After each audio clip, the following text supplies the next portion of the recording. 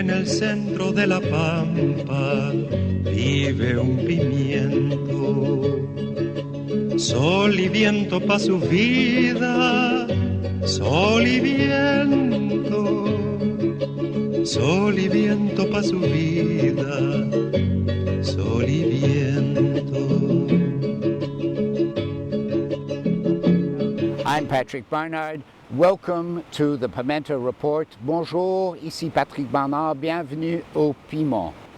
Today, I'm here at the Lachine Rapids in what's called the Parc des Rapides, and we're going to talk to Patrick Asch. He is the former president of Héritage Laurentien. He was its founder, in fact. He now works as a political assistant to a sitting federal MP for this area, Hélène Leblanc of the New Democratic Party.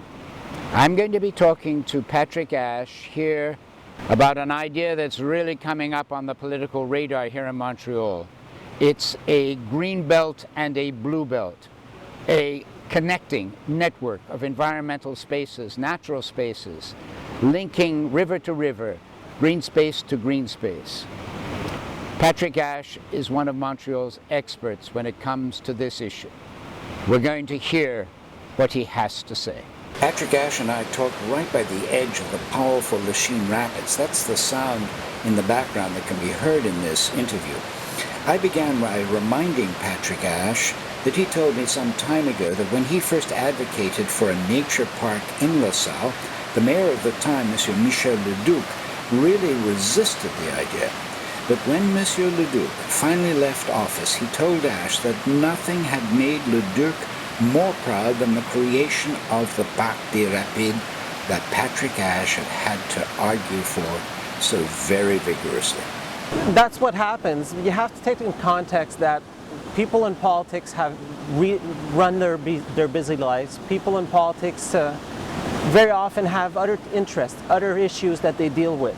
And when they come to looking at issues very often linked to nature, to the environment, for many politicians, it's not their main interest, and they don't necessarily understand why so many in the population actually enjoy doing nature and outdoor activities. So very often when we talk about creating green spaces, they don't realize that there's such an interest behind it.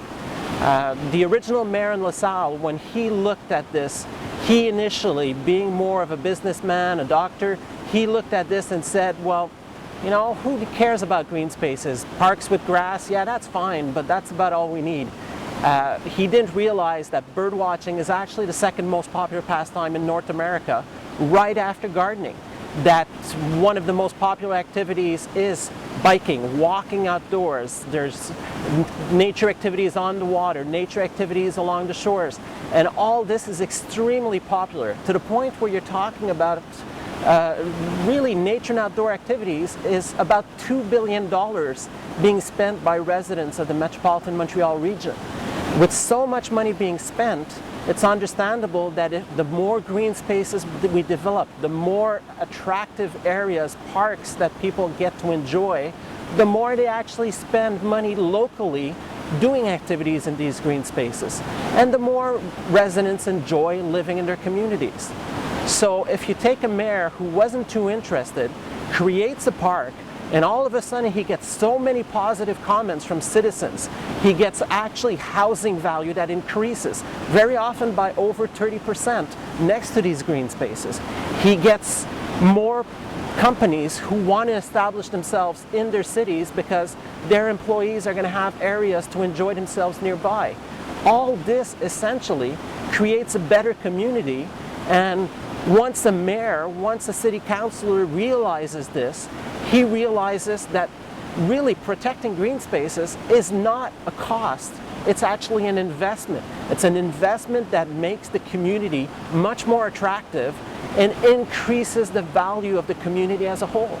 Would you say that now in 2014 the majority of public officials in the Montreal area still are not aware of the economic benefits of green spaces? The economic benefits are huge, and yes, a lot of people don't realize they are there.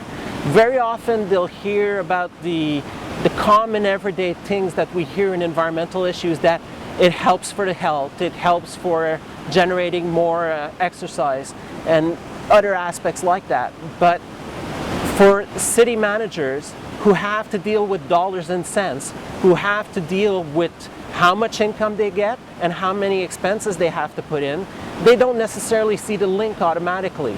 So they really have to learn about these links, and that often for them, if they're not that much interested in outdoor activities, they don't realize that those links are so important. You are still very deeply involved with the push for a green belt and a blue belt for Montreal and its region. Where does that dossier stand right now, do you think? Well, I push a lot this issue on a personal basis because I feel it's an essential issue for the future of Montreal.